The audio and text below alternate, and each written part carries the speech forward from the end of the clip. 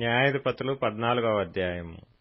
సంసోను తిమ్నాతునకు వెళ్లి తిమ్నాతులో ఫిలిష్తీయుల కుమార్తెలలో ఒకతెను చూచెను.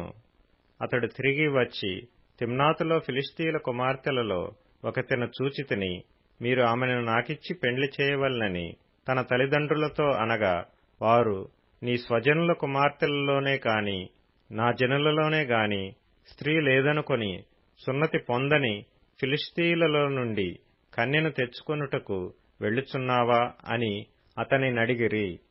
అందుకు సంసోను, ఆమె నాకిష్టమైనది గనుక ఆమెను నా కొరకు తెప్పించుమని తన తండ్రితో చెప్పెను.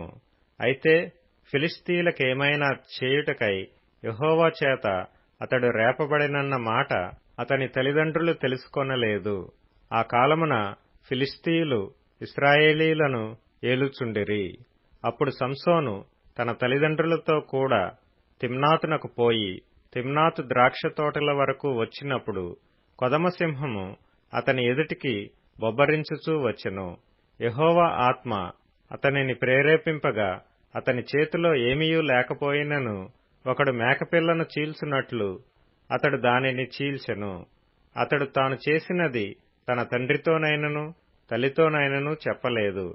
అతడు అక్కడికి వెళ్లి ఆ స్త్రీతో మాట్లాడినప్పుడు ఆమె యందు సంసోనుకు ఇష్టము కలిగెను.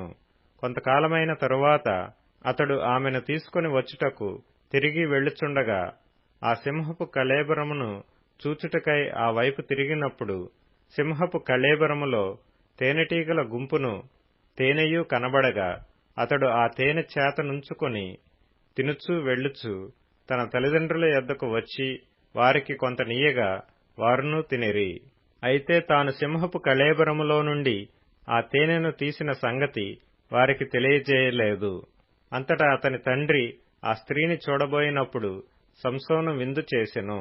అచ్చటి పెండ్లి కుమారులు అట్లు చేయుట మర్యాద.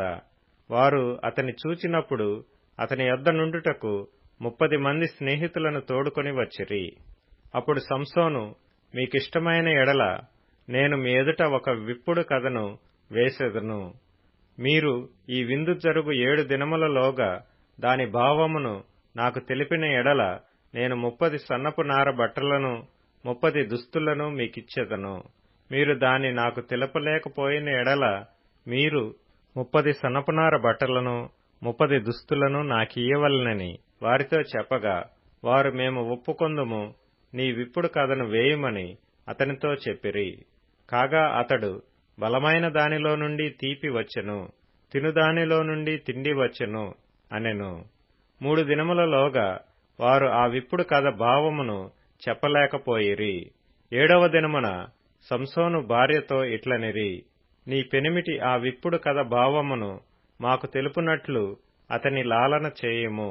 లేని ఎడల మేము అగ్నివేసి నిన్ను నీ ఇంటివారిని కాల్చివేసెదము.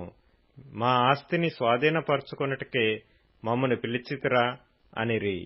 కాబట్టి సంసోను భార్య అతని పాదముల యొద్ద పడి ఏడ్చుచు, నీవు నన్ను ద్వేషించితివి గాని ప్రేమింపలేదు.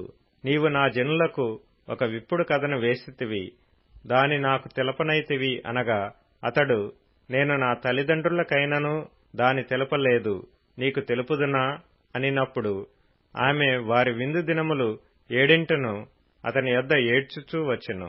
7వ దినమున ఆమె అతని తొందర పెట్టినందున అతడు ఆమెకు దాని తెలియజేయగా ఆమె తన జనులకు ఆ విప్పుడు కథను తెలిపెను.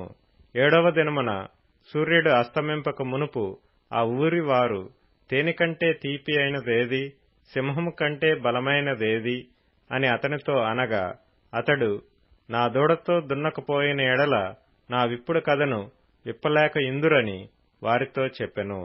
యెహోవా ఆత్మ అతని మీదికి మరలా రాగా అతడు అష్కెలోనుకు పోయి వారిలో 30 మందిని చంపి వారి సొమ్మును దోచుకుని తన విప్పుడు కథ భావమును చెప్పిన వారికి బట్టలనిచ్చెను.